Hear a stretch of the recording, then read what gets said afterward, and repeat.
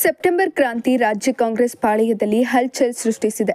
ಹೊಸ ವರ್ಷಕ್ಕೆ ಕೈ ನಾಯಕರು ಕಾಯ್ತಿದ್ದಾರೋ ಇಲ್ವೋ ಕ್ರಾಂತಿಗೋಸ್ಕರ ಎದುರು ನೋಡ್ತಿದ್ದಾರೆ.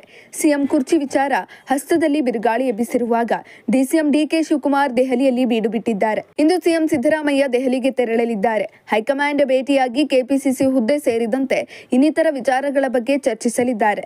ಇನ್ನು ಸಿಎಂ ಬದಲಾವಣೆ ವಿಚಾರವಾಗಿ ಹಿರಿಯ ಶಾಸಕ ಆರ್.ವಿ. ದೇಶಪಾಂಡೆ ಮುಖ್ಯಮಂತ್ರಿ ಸಿದ್ದರಾಮಯ್ಯ ಪರ ಗೋಲ್ ಹೊಡೆದಿದ್ದಾರೆ.